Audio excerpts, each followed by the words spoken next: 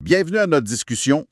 Aujourd'hui, on s'attaque à un sujet qui semble venir de deux mondes complètement parallèles, la robotique. C'est vrai.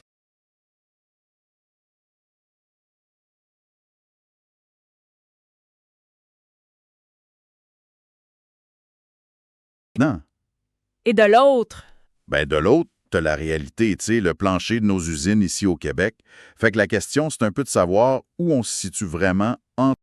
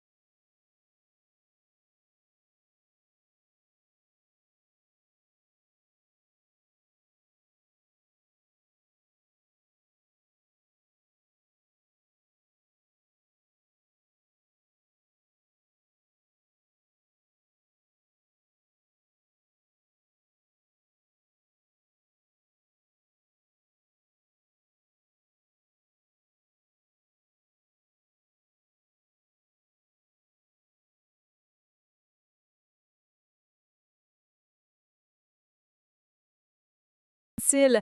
Avec le G1, ils essaient de combiner un peu le meilleur des deux mondes. C'est un humanoïde qui vise une certaine polyvalence, avec une manipulation assez fine, une navigation agile, mais à un coût qui pourrait être beaucoup, beaucoup plus bas. C'est souvent ça le nerf de la guerre. Toujours.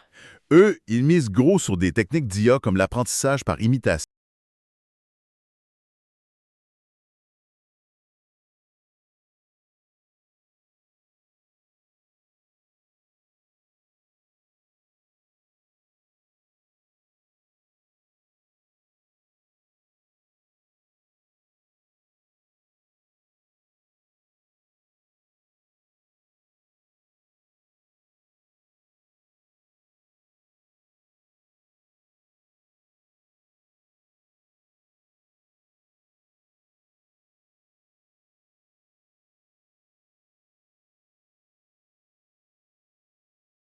Mais au-delà de ça, il y a la communication, la prévisibilité.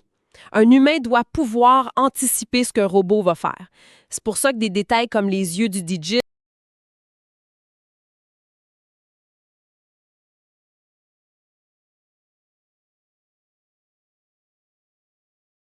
Pendant qu'on débat du futur avec ces humanoïdes-là, l'intégration des robots, disons, classiques, c'est déjà une réalité massive. Absolument. Et c'est là que les sources nous amènent au Québec avec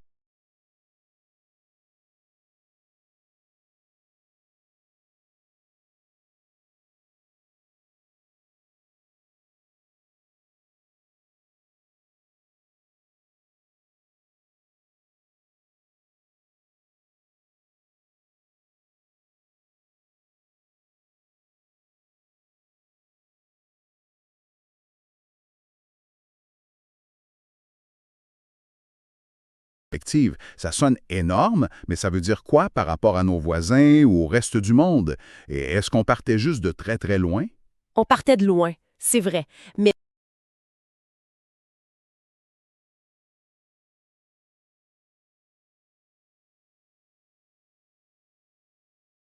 30. Donc on a eu une croissance 5 fois plus rapide. c'est ça. À l'échelle mondiale, il n'y a pas grand monde qui nous accote. Tu as les États-Unis avec environ 140 de croissance.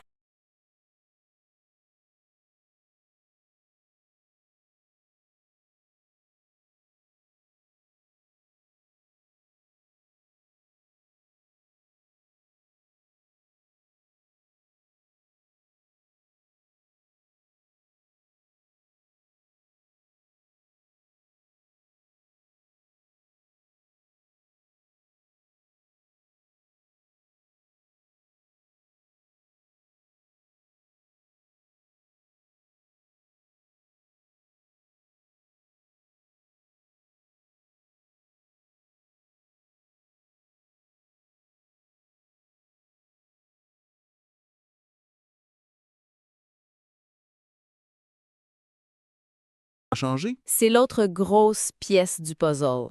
Le coût d'achat a chuté de façon spectaculaire. Au début des années 2000, un robot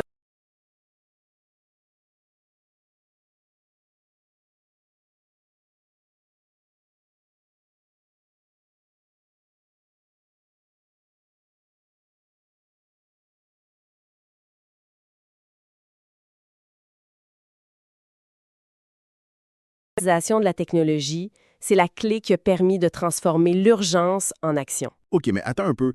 Ce qui m'a vraiment surpris dans l'étude, c'est que cette robotisation-là, elle n'est pas